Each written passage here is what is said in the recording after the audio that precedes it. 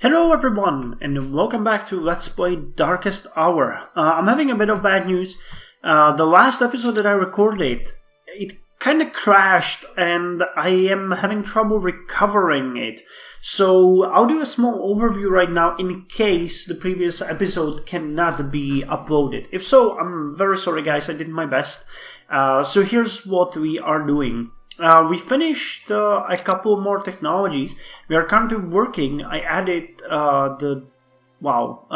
it's heavy cruiser level 4, which is the 1922, I think. 1922 heavy cruiser. I added two. They take a while to build, about 2.5 years each. So I scheduled 10 of them, and they will be continuously built as we progress. 2 every 2.5 years. So that's fine. We're gonna do the same now with the destroyer, because we finished it, and I started researching the troop ship 1925. So let's add the destroyers. Wow, this is the destroyer, 662. And they take about 1.5 years to develop. Okay, we're gonna put in the torpedoes and ASV. We can't get any more out of this, but it's okay, you know. That's fine. So we're gonna go with 2 parallel rounds with 10 again.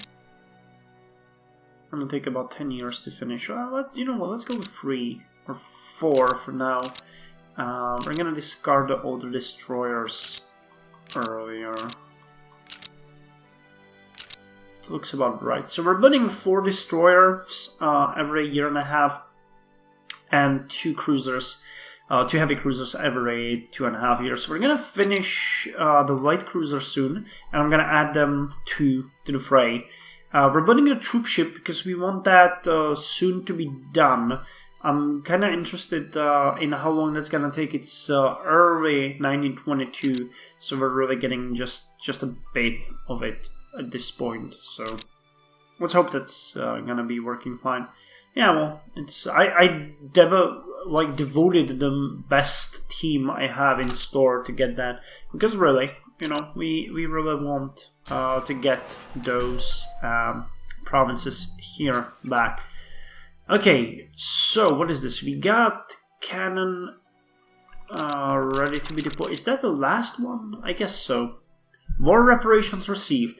World War I reparations refer to the payment and transfers of property and equipment that Germany was forced to make under the Treaty of Versailles from 1919, following its defeat during World War I.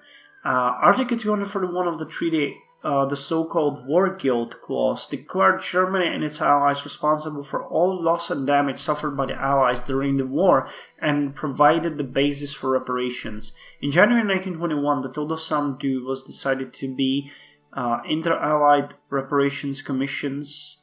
Was decided by an Inter-Allied Reparations Commission and was set to at 269 billion gold marks, the equivalent of around 100,000 tons of pure gold. About something 13 billion or 64 billion USD or 785 billion in 2011. A sum that many economists at the time deemed to be excessive. The yearly amount paid was reduced in 1924, and in 1929 the total sum to be paid was reduced by over 50%. Payments ceased when Adolf Hitler's National Socialist German Workers' Party took power in 1933, with about 1/8 of the initial reparations paid. The final payments were made on October 4th, 2010, the 20th anniversary of German reunification.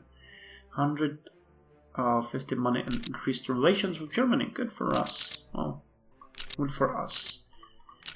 So as I mentioned, we're working on the Navy now quite intensively. We're gonna get rid of these battle cruisers or battleships soon. Once they're built. Credit is falling, increase in industrial efficiency and national distance reduced.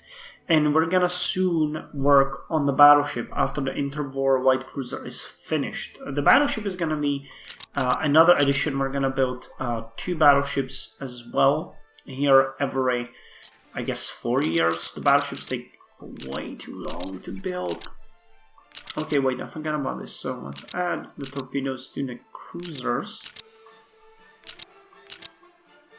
And let's add the last cannon to the unit that deserves it.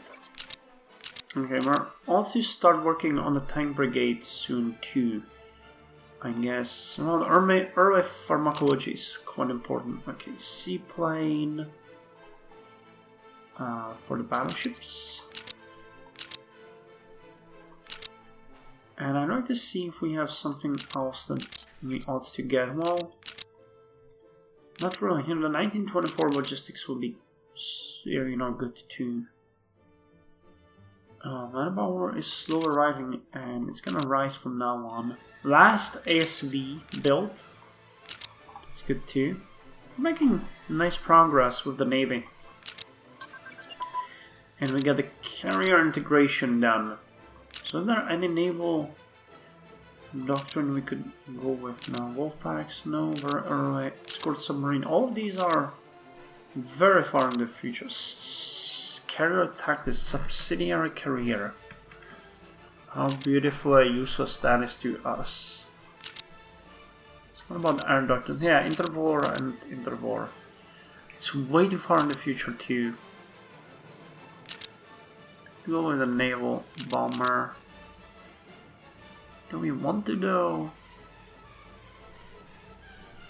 I'm not really sold on the idea. Special branch tactics, on the other hand, seems like a good thing to go with. Oh, you're not a good. Okay, you are gonna do that. That's gonna take forever though. Look at that.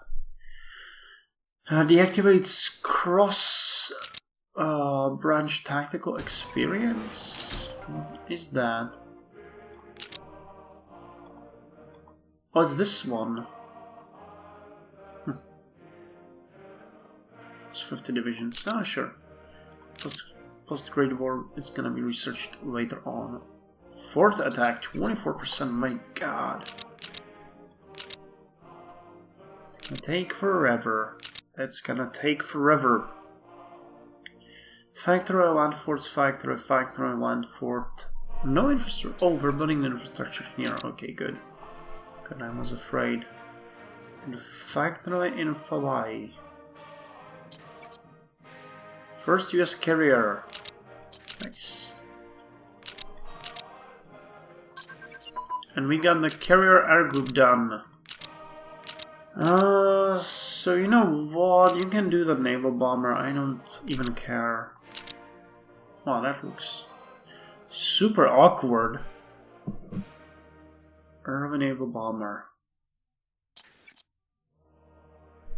And we'll get the results of the recruitment campaign for Norway. I'm looking forward to the battleship though. It's gonna be cool. But yeah, I know this feeling from Aurora. Before you even manage to get something built, it's already completely obsolete. So, infantry is being upgraded. Good. No, in Second Soviet-Finland War. What? Is Finland at war with Soviet Union? That would be super surprising.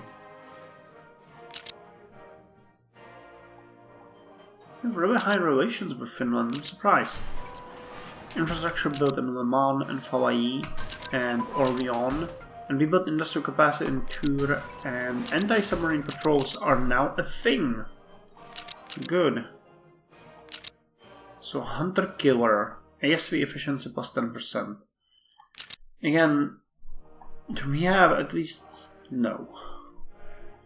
We have absolutely no one who would be qualified for the job, so...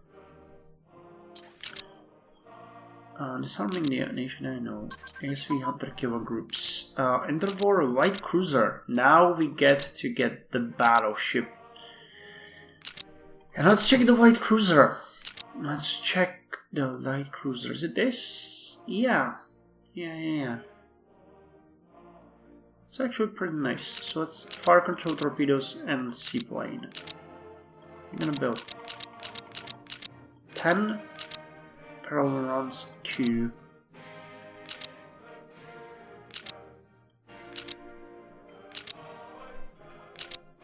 Okay. So the amount of ships we're building is actually staggering. But it's okay. It's okay. We're gonna use these and mothball and scuttle the old ones because we have way too many old ships, especially in the destroyer kind of area. And these battleships, for example, are really bad too. So once we get the newer ones, I think we're gonna start getting rid of some of the older ones. Sign the Washington Naval Treaty. Everyone signs it. In the aftermath of World War I, the British Empire had the world's largest and most powerful navy, followed closely by the United States and more distantly by Japan. All three embarked upon large programs of new capital ships, battleships and battlecruisers in the 1920s. The United States have declared an aim to produce a navy second to none and had already laid down keels for 5 battleships and 4 battlecruisers. Japan was at the start of its 8-to-8 program, 8 battleships and 8 battlecruisers. In early 1921, the British finalized the design and ordered 4 very large battlecruisers, G3 battlecruisers, with plans for 4 matching battleships and 3 battleships to follow. This burst of capital ship construction kindled fears of a new naval arms race, similar to Anglo-German dreadnought race leading to World War I. Let's sign it. I think that's gonna give us a huge limitations to what ships we need to build. Naval Treaty broken. Oh my fucking god. During the interwar period, various disarmament treaties were signed that put limits on the size of various country navies. Currently, we have too many ships commissioned under our current quota. Not reaching or going above the quota triggers this event and thereby have broken the Naval Disarmament Treaty. We either have to renounce the treaty or stop building new ships of the affected class. Limits for various nations before signing the one treaties are United Kingdom, where are we? France. 2 heavy cruisers, 2 carriers, 2 light carriers, 3 battlecruisers, and 5 battleships. Well, we are well above that, especially once these are built. Okay, well, no more battleships for us then. That kind of sucks. But what can you do? Trade treaty agreement cancel. Okay, 1921 infantry. We need to decommission battleships. We need to decommission battleships. Yeah, so the 1921 infantry has 1 more hard attack than 1918 infantry. I really want to. World War seaplane may now be deployed. Okay, so you get it.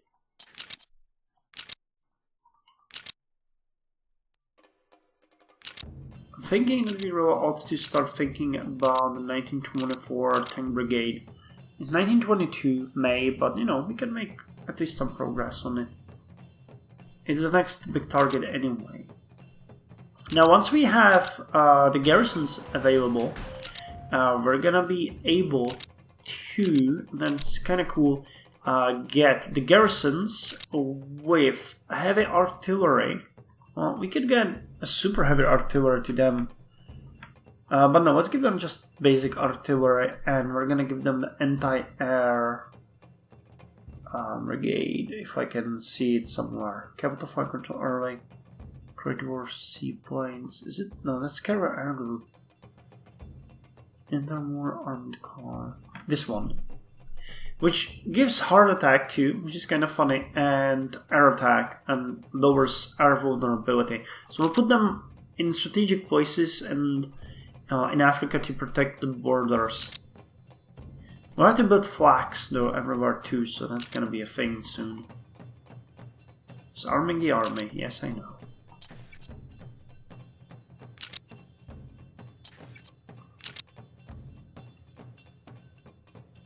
Oh my god, the supplies needed is just skyrocketing for us. Germany is starting to get the IC penalty, and so are other nations, because their IC is way too high. How's Britain doing with the IC? Not all that shabby. Hey, we can give Great Britain a large destroyer. Here, have it. Hold on, we can. So, the Free Power Naval Conference, Geneva Naval Conference. The Geneva Naval Conference was a conference held to discuss naval arms limitations, held in Geneva, Switzerland in 1927. Badly needed restraints were applied to the naval arms race by the treaties stemming from the Washington Naval Conference, 1921 and 1922. But those agreements were largely confined to limitations on battleships and aircraft carriers.